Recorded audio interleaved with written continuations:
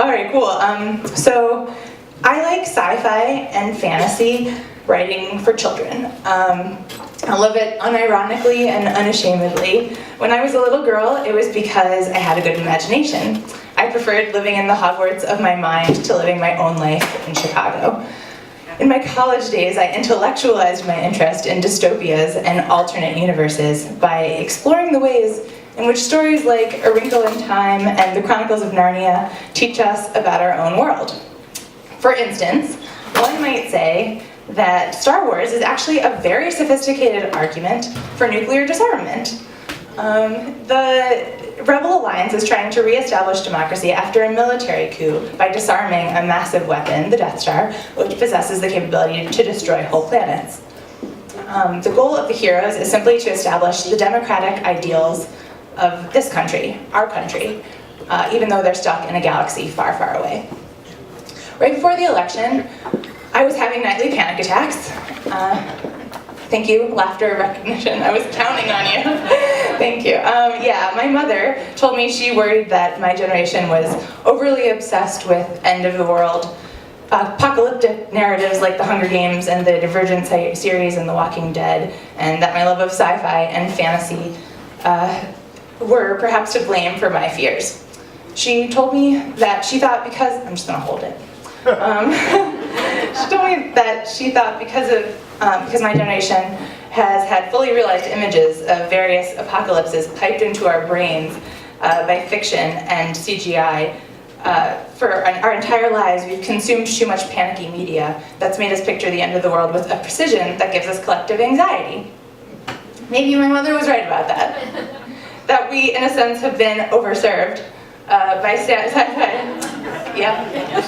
Check off your bingo cards. Thank you. That we've been overserved sci-fi and fantasy once meant to be an escape. We've asked for too many cathartic iterations of the end of the world, and now our collective dream has given us shared nightmares. So, then the election happened. Everyone in my corner of the world had called the results unthinkable. Yet here we are, needing to think about it every day. And of course, my panic attacks haven't stopped.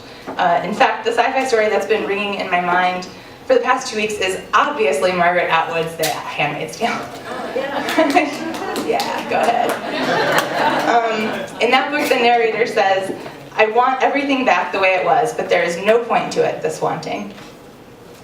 I'm starting to think that the only thing to do these days is to look to the media we used to find comforting for a path forward. I'm starting to think that all along, the point of those sci-fi and fantasy stories I love so much is ultimately to guide us in the world after we've read and watched them. They're here to remind us of our shared values in times when we might lose sight of them. They were not made to comfort us. They were not made for pure escapism.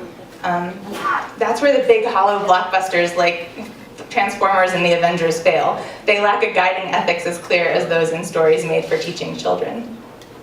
I've seen Fantastic Beasts and Where to Find Them 3 times in the last 3 days. And it's great to return to the wizarding world of Harry Potter. Yes, I highly recommend it. The Harry Potter series is a 7-book-long plea for the power of love to prevail over the power of hate. The Death Eaters, the dark wizards who want to rid the world of everyone without pure blood, are the villains, while the diverse generation behind them, the kid heroes of the series, work to establish cross-cultural coalitions with all the various creatures of wizarding society. I think those themes are worth consideration now more than ever. Love and hate aren't opposites. The opposite of love is fear. Now, I'm trying to fight my fear because, in the words of an old Jedi master, fear is the path to the dark side. Fear leads to anger. Anger leads to hate. Hate leads to suffering. For the sake of all of you, and me, and everyone we love, I hope you'll know what I mean when I say, may the Force be with you.